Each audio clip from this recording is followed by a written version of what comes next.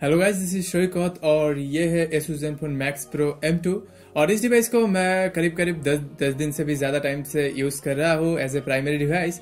और ये है मेरा 3GB प्लस 32GB वाला वेरिएंट। मैंने खरीदा 13,000 की प्राइसिंग रेंज में।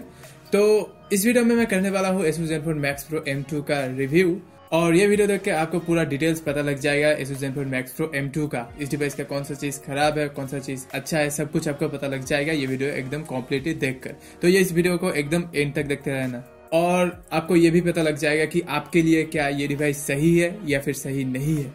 तो कम्प्लीटली आपको सब कुछ पता लग जाएगा ये वीडियो देखकर। तो यार वीडियो शुरू होने से पहले एक बात बोल देता हूँ, वीडियो को कर दीजिए लाइक और अगर आप लोगों ने अभी तक चैनल को सब्सक्राइब नहीं किया है तो चैनल को भी सब्सक्राइब कर देना। तो यार सबसे पहले एक बात बोलना चाहूंगा, इस डिवाइस में Asus ZenFone Max Pro M2 में नया अपडेट आया था, एक OTA अपडेट आया था। उसमें हमें बहुत सारे इंप्रूवमेंट देखने को मिलता है, जो कि डिस्प्ले का जो एज का कॉर्नर है वो एकदम राउंड कॉर्नर हो गया है। कैमरा में बहुत सारी इंप्रूवमेंट हमें अभी देखने को मिलता है अपडेट के बाद। तो यार सबसे पहले बात कर लेते हैं मोबाइल की डिजाइन और डिस्प्ले क्वालिटी के बारे में। तो यार इस फोन को देखकर तो आपको लगता है बहुत ही अट्रैक्टिव। जी हाँ, अट्रैक्टिव तो लगता ही है।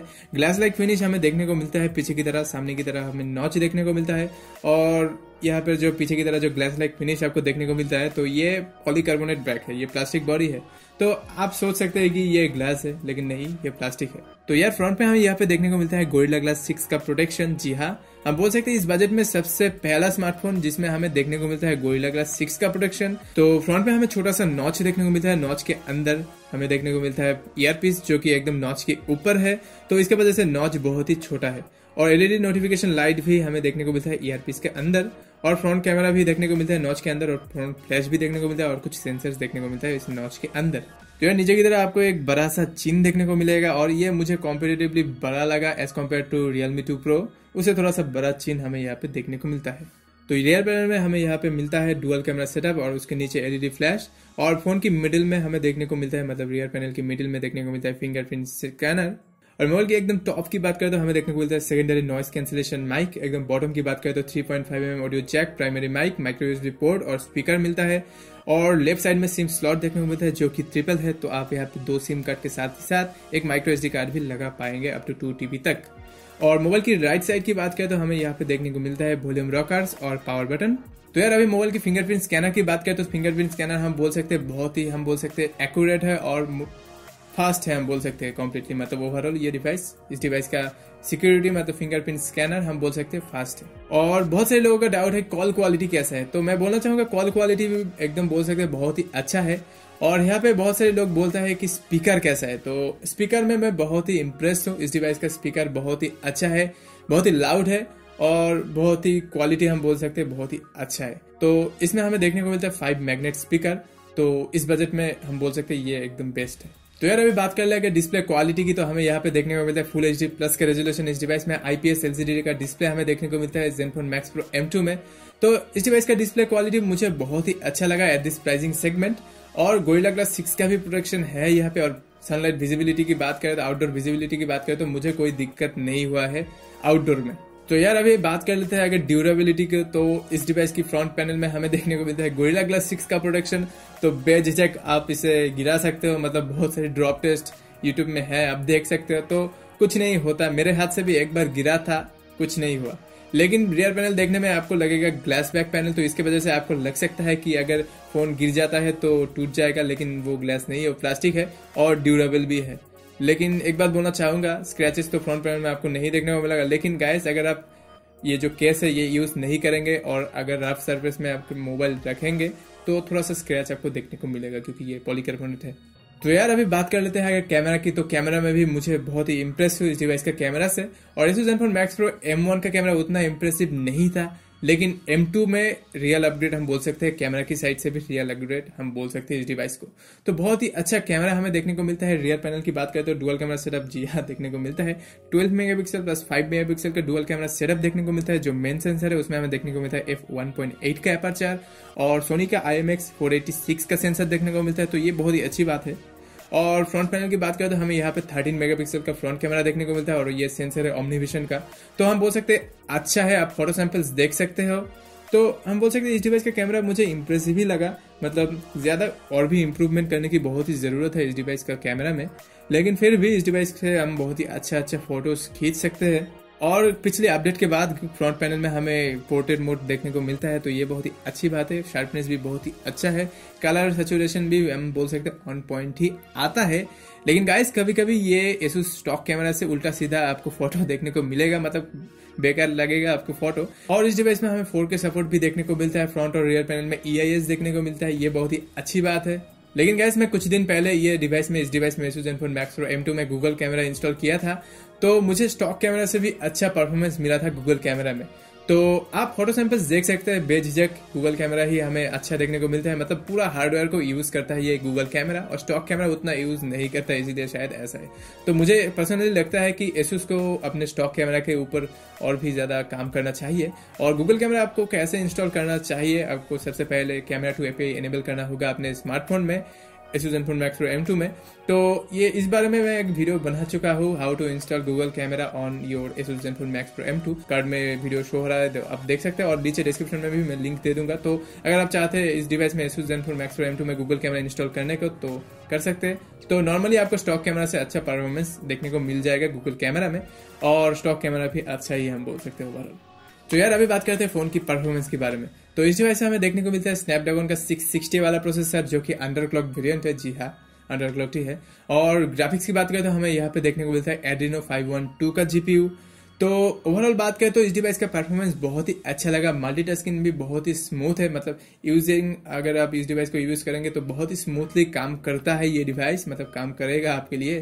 तो यहाँ पे आपको स्टॉक एंड्रॉइड भी हमें आपको देखने को मिलता है, तो ये बहुत ही अच्छी बात है।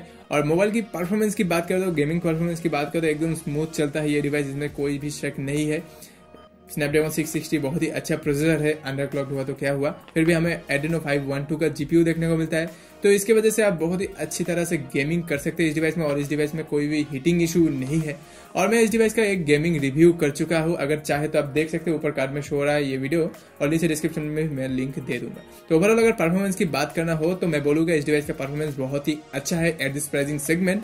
तो मुझे इस डिवाइस का परफॉर्मेंस बहुत ही अच्छा लगा है। तो यार बात करें अगर सॉफ्टवेयर की, तो इस डिवाइस में हमें देखने को मिलता है स्टॉक एंड्रॉइड। जी हाँ, स्टॉक एंड्रॉइड UI हमें यहाँ पे देखने को मिलता है एंड्रॉइड ओरियो के साथ, और एंड्रॉइड पाई का भी अपडेट हमें मिल जाएगा जनवरी में ही मिल जाएगा एंड्रॉइड पाई का अपडेट इस डिवाइस में Asus ZenFone Max Pro M2 में।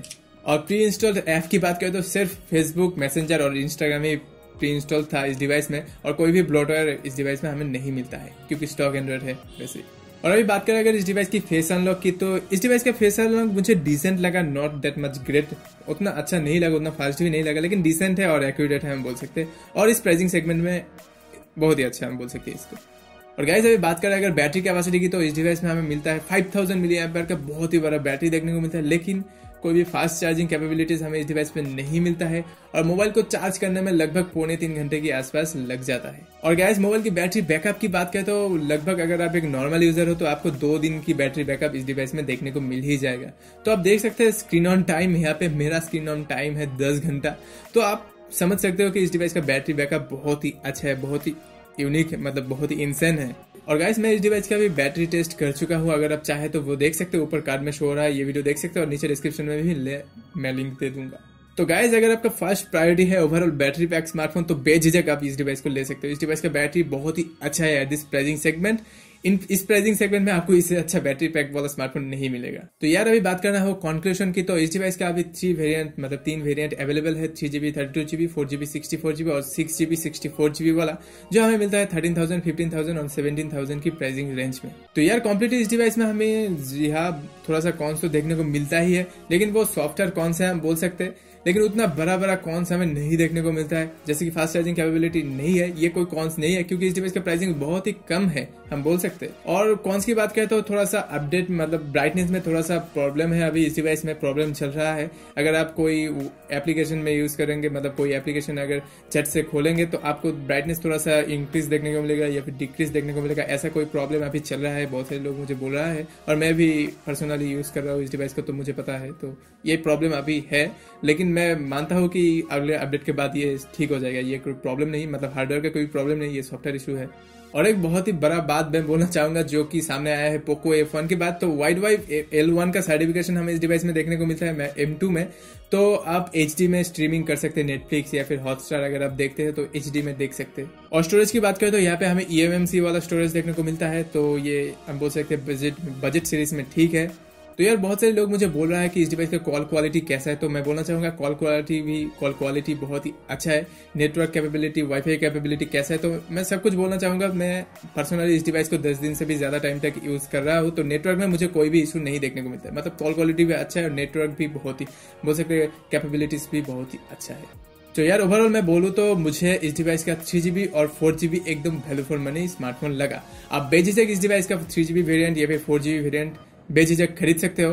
और 6GB वाला वेरिएंट को मैं ना बोलूंगा, क्योंकि उस बजट में अभी बहुत सारे स्मार्टफोन है जो कि फ्लैगशिप है। पोको F1 ऑफर डाल के कम प्राइस पॉइंट में आता है, ऑनर प्ले भी है, तो मैं 6GB वेरिएंट को ना बोलूंगा, बट मैं 3GB और 4GB वेरिएंट को एकदम वैल्यू फॉर मनी स्मार्टफोन बोलूंगा। और गाइस अगर आपके मन में कोई भी क्वेश्चन है तो नीचे कमेंट सेक्शन में आप मुझे पूछ सकते हैं, मैं बेझिझक उसका आंसर दे दूंगा आपको, तो पूछ सकते हैं। तो यही था Asus ZenFone Max Pro M2 का फुल रिव्यू। उम्मीद करता हूँ कि आपको ये वीडियो पसंद आया होगा। वीडियो पसंद आया तो वीडियो को जी लाइक एंड शेयर और चैनल को सब्सक्राइब करना मत भूलना। मेरा नाम है सैकत, मिलता हूँ आपसे एक नई और एक्साइटिंग वीडियो में, तब तक के लिए जय हिंद, वंदे मातरम।